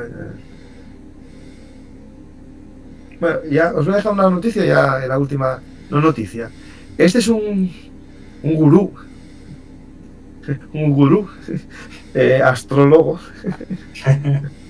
muy famoso al parecer en la India, que él mismo está diciendo que ya lo dijo, hizo una publicación el día 6 del 4 del 24 y que según él en abril iba a comenzar el tema de la recuperación de la cachemira por parte de la India. Y que al parecer Modi está en su fase creciente de Mars, no de Marte. Ahí os lo dejo. Y dirá, pero Paco, ¿te lo tomas en serio? Yo no, pero ¿se lo toman en serio quién? Ellos. Es decir, casi, aunque os parezca muy extraño, los grandes líderes de la historia, muchas veces, al tomar decisiones como el comienzo de una guerra, piden consejo a los astrólogos. Sí. Y eso no es uno, ni dos, ni tres. Hay muchísimos, porque quieren quitarse ellos la carga del posible error. Y preguntan, a ver si tenemos suerte. Sí, de hecho, habitualmente se solían hacer y seguro que se siguen haciendo al final del año.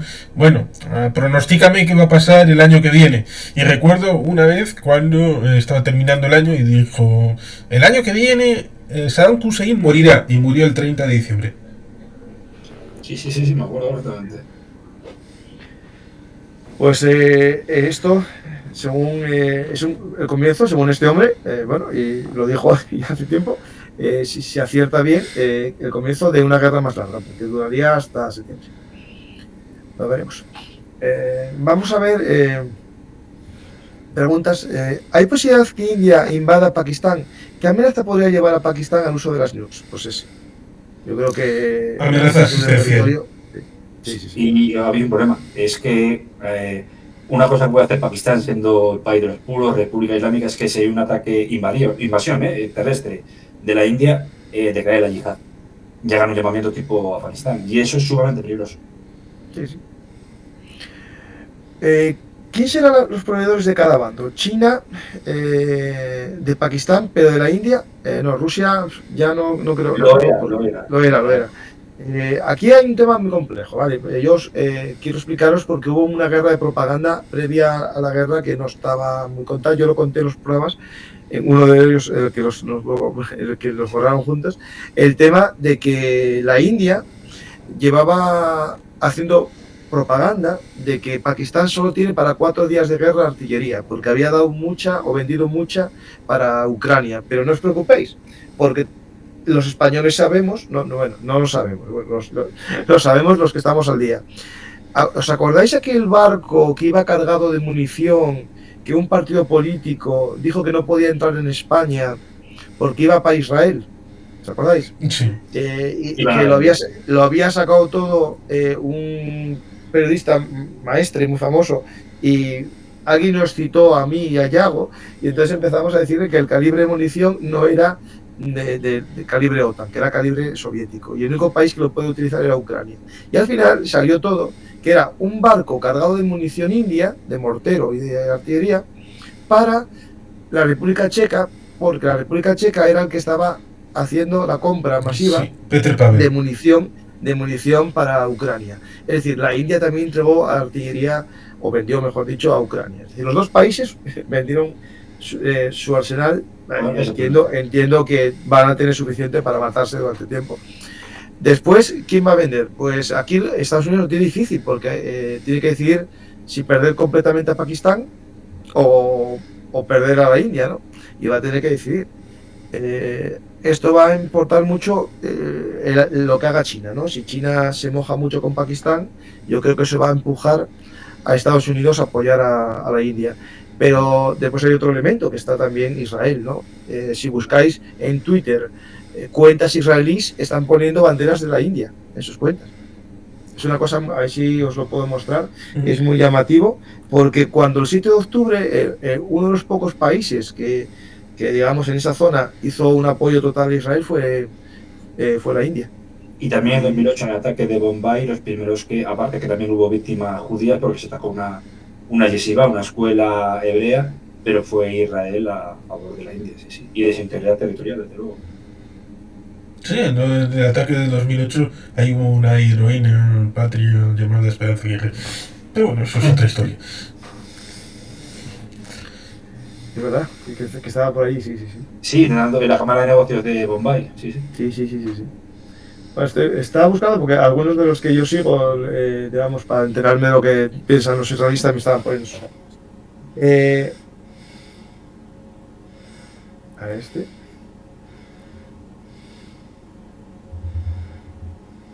No, mira, esto que os comentaba lo están moviendo también cuentas israelíes, el tema de que destruyeron el ahorro, y hay vídeos que no quiero poner por el tema de que no están seguros, ¿no? De hecho, el mismo día del ataque había un vídeo que lo publicó la BBC, y a la BBC no se lo censuraron, que era en Gaza. Era una ciudad nocturna y era Gaza. Y anda rondando por todos los lugares del mundo como si fuese la India o Pakistán. Pakistán. Pues vamos a las preguntas. ¿Habrá posibilidades de la implicación de otras potencias? Pues esperemos que no. Desde mi punto de vista, ¿vosotros? Espero que también que no sea una guerra proxy, vamos, o una guerra... Lo mejor es que se quedara constreñida únicamente entre estos dos factores y poco a poco se fuera desinflamando. Eso, justo. Y el algo justo. Claro, el problema es que si ahora empiezan a morir militares, al principio pegan un ataque quirúrgico a grupos terroristas, que murieron civiles, pero claro, eran la familia, y de hecho el propio líder del Lashkar e Taiba y ya no, el otro. El Gen dijo que habían matado a su familia, a sus... Sí, es eso, va a ser problemático el tema del relato. ¿Cómo cuentas la historia de la desinflamación y de la finalización sin que nadie pierda? Aparentemente. Sí, que quede, incluso en tablas es polémico, claro. Sí. ¿Cómo afecta este conflicto a China? ¿Se verá involucrado de alguna manera? Bueno, pues vendiendo armas seguro a Pakistán, eso no tengo duda. Pero le puede afectar... Y el tema energético, supongo. ¿Qué negocios tiene entre sí Pakistán e India? No, ninguno. Yo no creo que la balanza comercial de ninguno de los dos tenga un intercambio. Bueno, lo voy a buscar. Miran para otro lado. O sea, sí, miran negocios de otro lado. En el caso de China, porque me lleva tiempo, pero... Sí, en el caso de China el asunto es parecido, al tema de Japón en los años 30. Los insumos de elementos energéticos, materias primas, en buena medida vienen de fuera. Por lo tanto, una problemática que contamine el tema del mar. No digo contaminación, me refiero a dificultad de que ponga obstáculos en el mar o una situación bélica que... bueno, por ejemplo, un obstáculo fue en la situación del Golfo, ahora que quiere cambiar Trump del nombre otra vez, otra cosa distinta de cambiar el nombre, la guerra aquella de los tanqueros, que entre Irán e Irak era la guerra, pero afectó a otros países. Una guerra entre India y Pakistán afectaría a muchos países en la península de Malaca, en la salida de China en dirección hacia el Pacífico. Sería, sobre todo en caso de escalada, sería horrible. Esto es Pakistán, sus exportaciones, y yo no veo la India aquí. Si la veis, decírmelo, yo no veo Sri Lanka. Y de hecho no lo sacarían. Lo mantendrían porque los canales comerciales son mínimos. Hubo una época que intentaron negociar el tema del aluminio, pero como el aluminio luego se destinaba para armas, dijeron directamente no. Sí, sí. Pues vamos un par de preguntas más. ¿Puede promover Pakistán atentados con grupos terroristas pros y contra la India? Bueno, te dirá a los indios que llevan haciendo toda la vida. Sí. Hola, ¿es cierto que el combate aéreo de 125 aviones durante una hora? Yo oí que era menos de una hora, pero digamos, actuaron 125 aviones según todas las fuentes, según la CNN, según muchos analistas. Sí. El tema es que aquí estamos hablando de plataformas de lanzamiento, no combates de dogfight. Es decir, no hubo... si hubo los derribos, sí, pero no hubo un combate, digamos, tipo dogfight, esto de lo que estáis pensando. Sí, claro. No. Hubo lanzamientos, claro, y después aviones de básicamente AWACS también. Es decir, 125 se suman fácil. Yo creo que sin problema ninguno en los dos bandos. ¿Cómo China tiene parte de Cachemira? Si era un territorio británico cuando se separó India y Pakistán. Bueno, ahí también recuerda que invadieron el Tíbet. Pues porque en 1962 los hindúes se dieron cuenta de que estaban construyendo una carretera, intentaron expulsarles y se produjo esa situación bélica en la que los chinos, que necesitaban esa carretera para controlar su propio territorio, pero entraba dentro del ámbito de Cachemira, dijeron que no, fueron a la guerra y mantuvieron el status quo. Sí. Hay periódicos que, hablando de los derribos, que es verdad que Pakistán reconoce o dice que derribó 5, o sea, 3 Rafale y 2, un MiG-29. No, a ver, yo oí 2 Rafales, un MiG-29 y 2 Su-35, pero pues esto va cambiando, por lo tanto, no sé exactamente. Y ahora, lo que dice Pakistán es que Pakistán, la India, que Pakistán perdió 2 JF-17, que es el avión de fabricación chino-pakistaní, y un F-16. Pero después yo vi otras fuentes que hablan de 5 F-16. O sea, hay que esperar un poco y esto... El avión chino como el Rafale son de cuarta generación, ¿no? Sí, ese es el JF-10. Este es el JF-17, que es más viejo. Y por ejemplo, el avión más normal que tiene el ejército, más habitual que tiene el ejército indio es el Texas, de fabricación propia. Sabiendo que Pakistán está muy mal económicamente, ¿será descabellado pensar que el ataque terrorista pudo ser una falsa bandera india para tener un motivo para atacar? No creo. Ahí se odian tanto que hay muchos ataques. Me parece demasiado rebuscado. Pienso, mi opinión, vamos, pero... No, creo que no. A la gente le encanta esto de las falsas banderas y todas estas cosas. No puedes olvidar nunca la maldad, eso nunca lo podemos olvidar, y otro lado, la inutilidad a veces. Es decir, a veces los servicios de inteligencia fallan, la policía falla, todo falla. Es decir, no hay que buscar siempre las falsas banderas que gustan tanto a la gente. Sí, por ejemplo, eso lo reconoció George Tenet en 2002, que los servicios de inteligencia, la CIA, la NSA, el FBI, habían estado desconectados, entonces. Sí.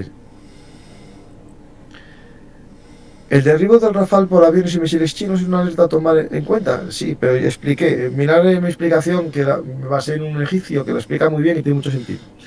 En caso de escalada, ¿podría producirse una yihad contra la India? Mira, justo lo acaba de decir Mariano hace un momento. Es que nosotros, yo creo que muchas vamos, una guerra santa, sí. Y es el efecto llamada que puede haber de los países de alrededor. Si el señor Kaiser recibió de manos del sultán la idea de que había sido parte de la herencia del profeta Muhammad para poder llamar a una guerra santa en la incorporación del Imperio Otomano en la Primera Guerra Mundial, pues cualquier cosa puede hacerse. Pues finalizamos ya porque las preguntas más o menos son las que ya respondimos antes hablando nosotros, y invito a la gente a dos cosas, a ver otros programas que tenemos aquí de Pakistán y la India, porque ya hace un año o más tenemos un programa, Mariano y yo, hablando de Pakistán, el enfermo de Asia, Pakistán y Afganistán, las guerras contra el Talibastán, ¿no?, como llamamos nosotros, que puede entrar todavía más en juego, es decir, la zona tribal pakistaní, donde están los pastún y los talibán pakistaníes, puede activarse mucho más hoy, es decir, aprovechando esto, ¿no? Sí, pueden entrar Afganistán, puede entrar Irán, que igual se mete a la fiesta también, ¿por qué no? Y Irán apoya a los baluchis, sí. Sí, sí. ¿Y quién más echas tú en falta aquí?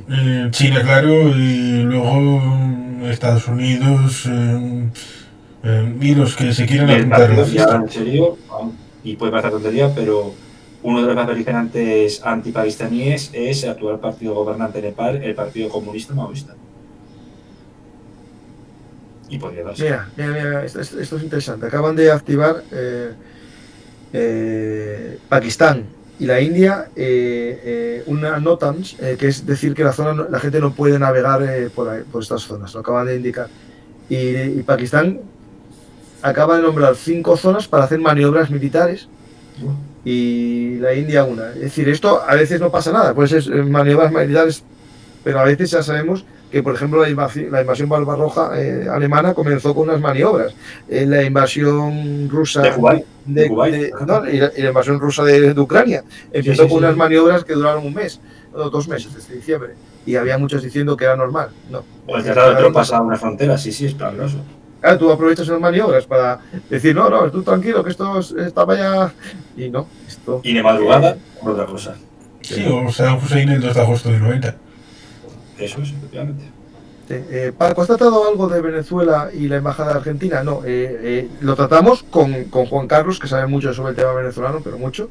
Hicimos varios programas sobre Venezuela en su momento, con la crisis. Es verdad que no hablamos de los refugiados en la embajada de Argentina, que creo que fueron liberados, ¿no? Me parece. Sí, hubo una operación en la que estaba Marco Rubio y Estados Unidos, porque era una zona que había sido protegida por Brasil, pero en la situación en la que les habían quitado la electricidad, el agua y la presión era brutal, pues se ha preferido hacer una operación para rescatarles. Lo cual es doloroso. ¿Qué es esa palabra operación? No sé exactamente lo que ha pasado, pero sí, claro, es que ha habido esa intervención, en parte por disensiones dentro del propio régimen. Se ha aprovechado unas fisuras para poder sacarles. La cosa es esa, que la situación está complicada porque en teoría, y con todas las comillas del mundo, el día 25 de este mes va a haber unas presuntas elecciones, incluyendo el tema del gobernador de la Guyana Esequiba, lo cual es algo absolutamente aberrante e irreal, y es parte de esa composición geopolítica en la que en el Esequibo están empresas petroleras chinas. Debería haber mucha mayor presión por parte de Marco Rubio, pero parece que le están dorando la píldora, ¿no? Y con la idea de que tú puedes ser el próximo presidente, tal vez, si Trump no se presenta. La situación es complicada porque lo que necesita Venezuela es un desafío al status quo, tratar de quitar del medio al dictador. Lo digo porque en este momento de la fiesta de Putin está en Moscú, se ha llevado al de Guinea Ecuatorial. ¿Qué hizo Guinea Ecuatorial en la Segunda Guerra Mundial para merecer estar en esa fiesta? Se ha llevado al cubano, a Díaz-Canel. Se ha llevado a Maduro. ¿Qué hizo Cuba y Venezuela en la Segunda Guerra Mundial? Pero no están hablando de la Segunda Guerra Mundial. Lo de mañana no va de Segunda Guerra Mundial, va de geopolítica de la Rusia de hoy. Pues finalizamos el programa y hablaremos más, esperemos que de otras cosas, si esto se paralice y no haya una escalada, pero si no, habrá que estar atentos aquí a lo que está pasando, y tenemos la suerte de contar con Juan Carlos, que tiene un canal de YouTube también, que os invito a buscar, Juan Carlos Pérez, que sabe mucho de política, es experto en política y geopolítica, sobre todo eso ya más, pero él es politólogo, y Mariano López, que es doctor en historia con una tesis sobre los talibán, por lo tanto sobre esta zona de los talibán, Pakistán, y sabe mucho.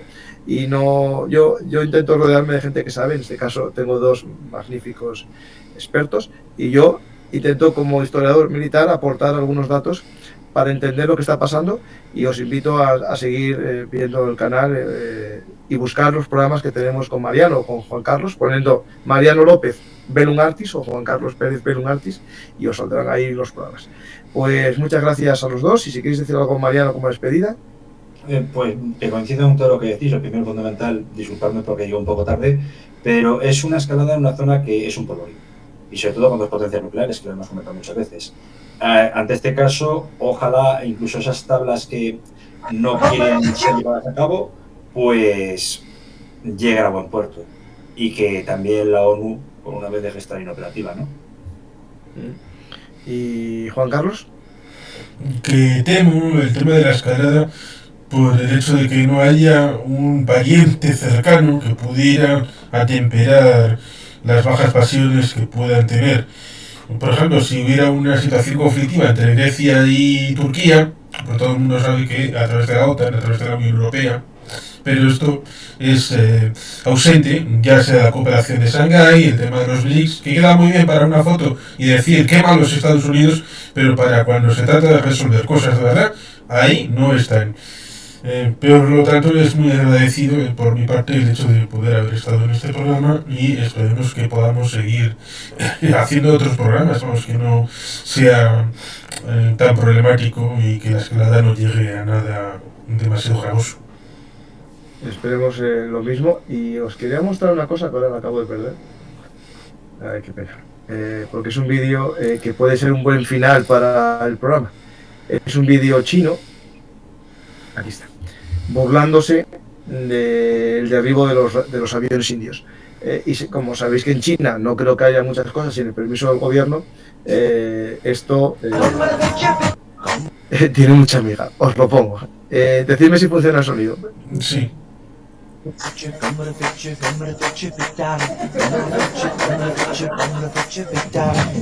Claro, justo compré un avión y me lo golpearon. Justo compré un avión y me lo golpearon.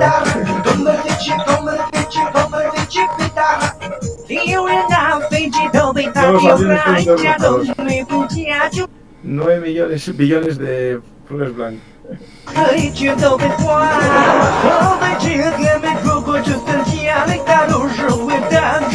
Bueno, tengo miedo a los copyright, pero esto es la guerra cognitiva.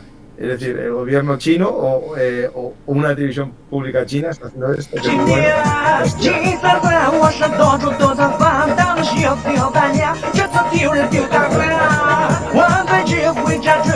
Y como diría aquel, en China no hacen nada sin el permiso del gobierno. Pues muchas gracias, Mariano, y muchas gracias, Juan Carlos. Y os invito a todos a seguir descubriendo qué sucede en la actualidad geopolítica, que por desgracia vamos a vivir un mundo muy convulso. Yo espero que me quede sin hacer programas y solo haga de historia en mi canal de historia, que os invito a descubrir Bellum Artis Historia Militar, que es la causa de que al final hable de actualidad, porque creo que hay que dar una visión seria, responsable, y sin llevar a la gente a extremos, porque el mundo ya está bastante convulso, bastante bipolar, y hay que intentar apoyar una postura. Yo tengo clara mi postura en este mundo, pero sin llevar a la gente al fanatismo, como quieren muchos, para monetizar, ¿no? Yo creo que esto no es el objetivo. No es buscar likes, llevando portadas extrañas o llevando a la gente al fanatismo bipolar, ¿no? Es decir, el mundo necesita gente mesurada, que analice con espíritu crítico las cosas, ¿no? Pues muchas gracias a todos, espero que os haya gustado el programa, y si es así, hagáis el favor de dar a me gusta, dejar un comentario y suscribiros. Y gracias a todos los fans que apoyáis al canal. Recordaros que estéis en Twitch, que es gratis, no os cuesta nada apoyar al canal, y en YouTube por €1 me ayudáis a seguir contando historias. Como diría aquella, la Pantoja, por €1 todos los españoles me haríais rico, ¿no? Yo no busco eso, pero sí que el trabajo me dé para pagar un café, ¿no? Pues muchas gracias a todos, espero que os haya gustado el programa y si es así, nos vemos otro día aquí en Verum Artis, actualidad militar y geopolítica. Y no olvidéis el canal de Juan Carlos Pérez, los conversatorios de Juan Carlos Pérez. Muchas gracias a todos y hasta la próxima.